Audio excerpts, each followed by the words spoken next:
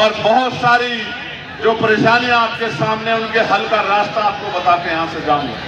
प्यारे साथियों, मैं बार बार कहता हूं, आगरा हमारे सर माथे है, क्योंकि आगरा में बाबा साहब अम्बेडकर के आंसू टपके हैं। ये वही धरती है जहां 18 मार्च 1956 को बाबा साहब रोते हुए तकलीफ देके ये कह रहे हैं कि मुझे मेरे पढ़े लिखों ने धोखा दे दिया, मैं जो करना चाहता था वो नहीं कर पा रहा हूं। लेकिन साथियों, बाबा साहब की उस पीड़ा को पढ़े लिखे लोगों ने बाबा साहब के जाने के बाद महसूस किया है।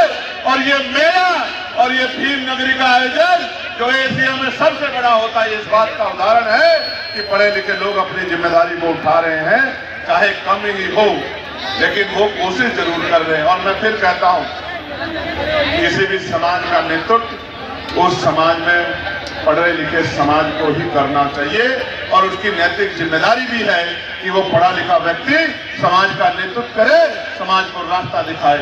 तो बाबा साहब जब यहाँ कह रहे थे आगरा में खड़े होके, तो जो सबसे महत्वपूर्ण बात मुझे और मेरे जैसे करोड़ों नौजवानों को महसूस होती है, हमारे दिल में घाव करती है, हमें कठिनाइयों में आगे बढ़ के लड़ना सिखाती है, वो बात यह है कि बाबा साहब कह रहे हैं कि जब मैं अपने चारों तरफ देखता हूं, मुझे एक भी नौजवान ऐसा दिखाई नहीं देता जो इस आंदोलन रूपी तंबू का बंबू बनके इस आंदोलन को आगे बढ़ा सके। वो कह रहे हैं मैं उस टेंट की तरह हूं, मैं उस बंबू की तरह हूं जिसपे बहुत सारे टेंटों का बोझ है, यानी कि समाज बहुत बड़ा है और मेरे आसपास एक भी दिखाई नहीं दे रहा है जो इस आंदोलन को आगे बढ़ा सके। और क्या कह रहे हैं बाबा साहब? कह रहे हैं मैं बूढ़ा हो चला हूं, बीमार रहता हूं, तमाम तरह के अपमान, आरोप, अपने बच्चों की कुर्बानियां देकर बड़ी मुश्किल से इस कारवां को वहां से यहां तक लेके आ पाया हूं। अगर आप इसे आगे नहीं बढ़ा सकते तो मेरे बच्चों इसको पीछे मत जाने देना। वो सवाल खड़ा कर रहे हैं, जैसे आज मैं आपके सामने सवाल खड़ा कर रहा हूं कि जिस बाबा साहब ने हमारी उंगली में इतनी बड़ी ताकत दे दी कि जिसे चाहो कुर्सी पे बिठा दे और जिसे चाहो कान पकड़ के जमीन पे पटक दे, उस बाबा साहब के अनुयायियों की क्या हालात हो गए उत्तर प्रदेश में, देश में, ये हमें सोचना चाहिए। सवाल है बहुत बड़ा। प्यारे साथियों, बाबा साहब ने इस देश के लिए बहुत बड़ा योगदान दिया। मैं महसूस करता हूं, हम प्रैक्टिकल अगर देखें व्यवहारिकता में, जीवन में, हमारे बच्चे को बुखार हो जाता है तो हमें नींद नहीं आती, हमारे घर में कोई दुख हो जाता है परिवार के मेंबर को तो हम काम पे नहीं जा पाते, और हमारे रहबर, हमारे मसीहा बाबा साहब अम्बेडकर के 4 बच्चे कुर्बान हो गए और 35 साल से कम उम्र में ही उनकी पत्नी भी उनको छोड़कर चली गई। लेकिन बाबा साहब ने आपको नहीं छोड़ा मेरे लोगों, हमें नहीं छोड़ा मेरे लोगों। बाबा साहब हमारे लिए लड़ना नहीं छोड़ा, हमारे लिए संघर्ष करना नहीं छोड़ा, हमारे लिए त्याग करना नहीं छोड़ा, हमारे आंसू पूछने में कोई कमी नहीं छोड़ी। और 2 साल 11 महीने 18 दिन में दुनिया का सबसे बड़ा संविधान लिख के हमें बराबरी का जीवन देके गए बाबा साहब अम्बेडकर। उनका त्याग, बलिदान, कुछ भी हम अपने खून का कतरा कतरा देके भी चुका नहीं सकते मेरे लोग। आप महसूस करके देखो क्या क्या नहीं पा सकते थे बाबा साहब, क्या नहीं पा सकते थे।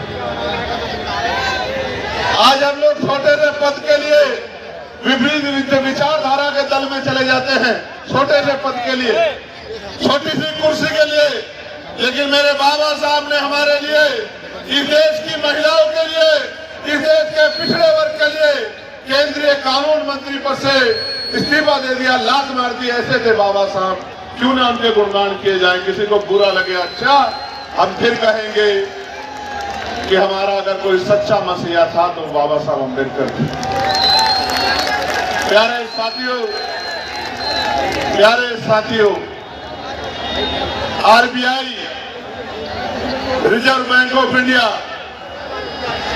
अगर बना तो किसका योगदान था? जोर से बताओ। बाबा भाखड़ा नागर डैम बना, किसका योगदान था? मजदूरों को 8 घंटे का काम 12 घंटे से घटा के 8 घंटे का काम दिया, किसका योगदान था? महिलाओं को पैर की जूती समझा जाता था, महिलाओं को सरकार ताज बनाया, किसका योगदान था?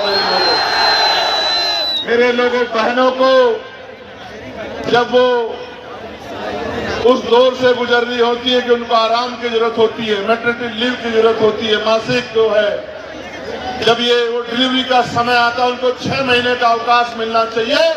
ये व्यवस्था किसने करा के दी मेरे लोगों? आपको वोट का अधिकार किसने दिया मेरे लोगों? आपको स्वाभिमान सम्मान का जीवन किसने दिया मेरे लोगों? और मैं बताना चाहता हूं मेरे लोगों कि आज जो बड़े बड़े कुर्ते पजामे वाले, गाड़ियां वाले, महलों वाले हमारी बस्तियों में आते हैं, अभी तो इस बार तो बड़ा प्रैक्टिकली हो गया ना कि हर आदमी कह रहा था बाबा साहब मेरे हैं, मेरे हैं, मेरे हैं। देखा नहीं देखा आपने? सरकार कह रही मेरे हैं, विपक्ष कह रहा मेरे हैं, वो एक दिन कह रहे हैं, मैं 365 दिन कह रहा हूं कि बाबा साहब सबके हैं, हर कमजोर के बाबा साहब है, हर मजबूर के बाबा साहब है, हर मजबूत के बाबा साहब है। और बाबा साहब इस देश की धरोहर है मेरे लोग। मैं बस कुछ किस्से आपके सामने रखना चाहता हूं। बाबा साहब पढ़ रहे थे,